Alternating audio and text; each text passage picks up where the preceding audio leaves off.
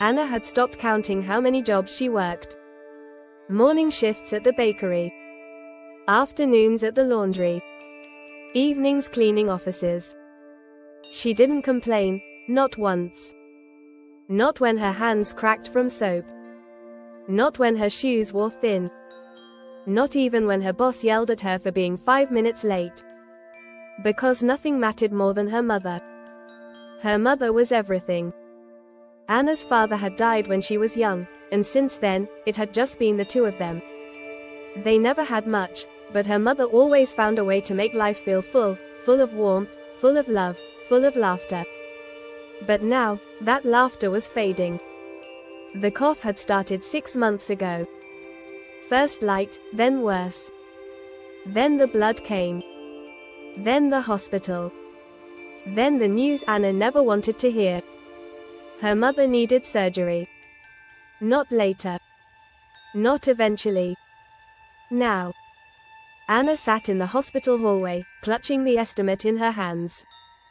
It might as well have been a mountain. There was no way she could climb it. Not with her jobs. Not with the little savings they had. And the doctors had been clear, no surgery, no time. She begged for extra shifts. She pawned everything valuable they owned. She reached out to every distant family member she could think of. No one responded. The ones who did gave pity. Not money. And then came the offer. It wasn't loud.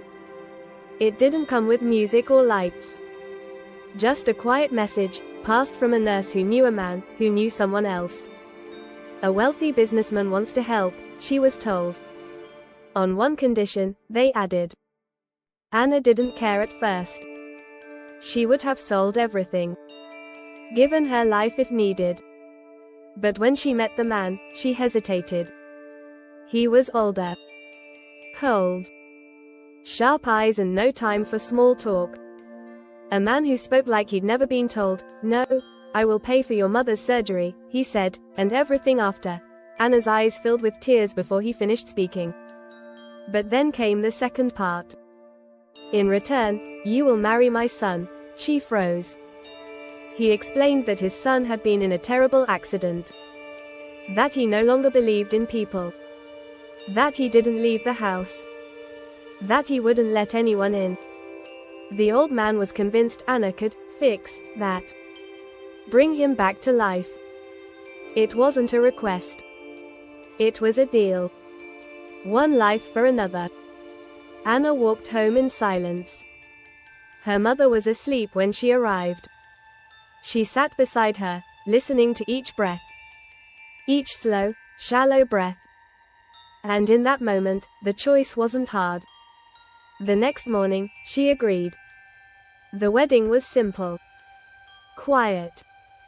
No guests, no smiles. Her mother was still in the hospital, unaware of what Anna had traded. The groom didn't even look at her. He sat in a wheelchair, stone-faced, barely nodding during the vows. His name was David.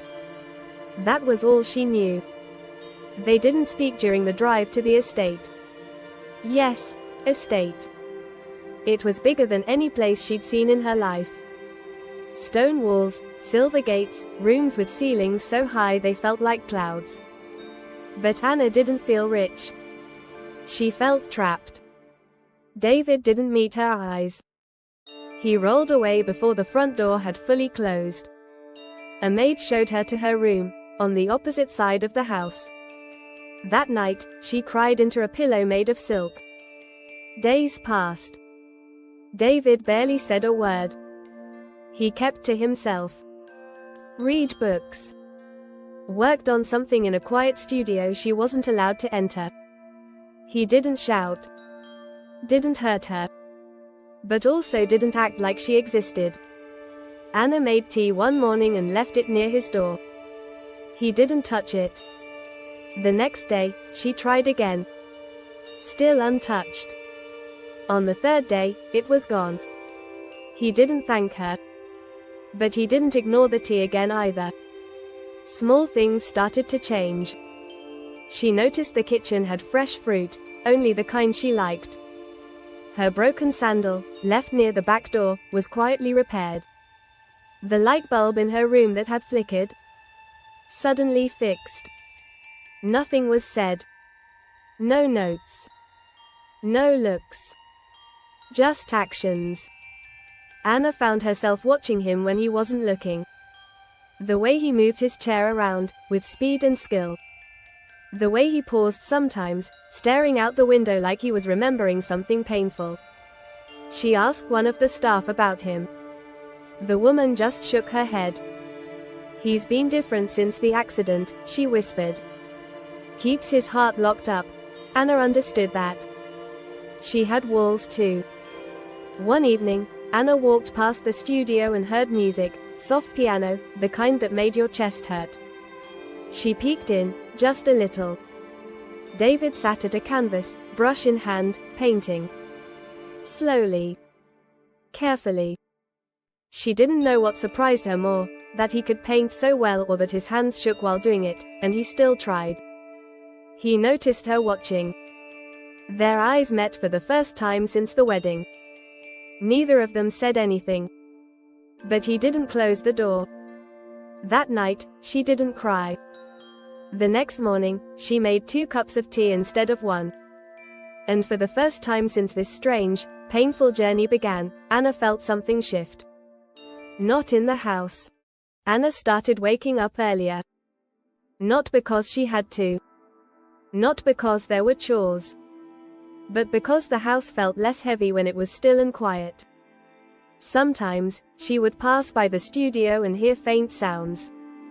The gentle clink of a brush in a glass jar. The soft scratching of pencil against canvas. She never asked to come in. But the door was always open now. David still didn't speak much. But slowly, the silence between them stopped feeling awkward. It wasn't cold anymore. It was calm. He would nod when she brought tea. She'd sometimes catch a small glance, just a second too long to be meaningless. He began to ask short questions. Did you sleep? Is your mother better? Do you like piano? They weren't deep. But they were something. One afternoon, Anna walked past the living room and froze. David was trying to stand. Alone. No nurse, no support.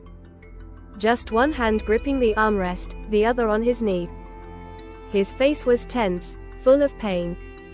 Anna ran to help, but he shook his head. I need to try, he said softly. His voice wasn't angry. Just tired. So she didn't touch him. She sat nearby. Watched him try. Watched him fall. Watched him breathe, deep and slow, and try again. After a few minutes, he gave up. But when she offered water, he took it. And for the first time, he whispered, "Thank you." Later that night, Anna found a small sketch left on the hallway table. A pencil drawing of her mother's hospital bed, sunlight coming through the window. She hadn't seen David there. But he had drawn it with care. The next morning, Anna showed him a childhood photo. Her and her mother laughing in front of a broken-down van they once called home. David studied it for a long time. She looks strong, he said. She is, Anna replied. That's where I get it from. David smiled, just a little. A corner of his mouth, not wide, not fake. Real. They started sharing breakfast. Not across the house. Not in silence. But together. They didn't talk about the past. Not yet. But Anna asked about his paintings. He told her he had once studied art in France. That he'd stopped after the accident. That painting helped now, even when nothing else did. She asked about the accident once. Only once. He didn't answer. Just looked down and wheeled away. That evening, she found another drawing. A car crash. A child standing on the sidewalk. Rain everywhere. She never asked again. Days passed, then weeks. Her mother's surgery went well. The doctors said she was recovering fast. Anna visited every few days. David never came. But each time she returned, there would be something new waiting: her favorite snacks, a book she once mentioned, flowers in her room. One day, Anna noticed something strange. The staff kept acting nervous around David's father, the old businessman who made the marriage deal. He visited rarely, but when he did, the house felt different. Tense. During one visit, Anna overheard him speaking harshly to David. "She's just a girl from the street," he snapped. "Don't forget why this started." Anna didn't confront him. She stayed quiet. But David did something that shocked her. He wheeled out of the room and came to find her. "She isn't just anything," he said, loud enough for his father to hear. Then he rolled back into the studio and shut the door. That night, Anna didn't sleep. She kept thinking about how he'd looked at her. Not like a stranger. Not like someone who owed him anything. But like someone who mattered. The next day, something changed again. David asked her to come with him to the garden. It was the first time he'd gone outside since the wedding. The sun was out. The flowers were bright. She brought a blanket, and they sat under the biggest tree in silence. Then he said something unexpected. "I used to think I'd die alone." Anna looked at him, unsure what to say. "I hated everyone," he continued. "Not because they hurt me, but because I couldn't trust that they wouldn't." She stayed quiet. Let him speak. "But you never asked for anything. You just stayed." Anna placed her hand over his. He didn't pull away. Neither of them spoke for a while. They didn't need to. The next few weeks passed like quiet waves, slow, gentle, almost peaceful. The days grew warmer. The garden bloomed brighter. And the walls that once stood tall between Anna and David began to fall, brick by brick. They shared more meals now, sometimes laughing, sometimes sitting in silence. But it wasn't an empty silence anymore. It was warm. Safe. Like two people who didn't need to speak to understand each other. Anna learned that David used to play piano before the accident. One evening, she found him in the music room, sitting in front of the keys. His hands hovered, unsure, then slowly pressed the first note. It was shaky, but soft. One note became two. Then four. Then a full melody. Anna stood in the hallway, listening with tears in her eyes. He was trying. Not just to walk. Not just to paint. He was trying to live again. She stayed beside him. Encouraged him. Celebrated the little wins. A step with help. A small walk with crutches. A day with no anger. The man who once refused to meet her eyes was now someone who looked for her every morning. And Anna.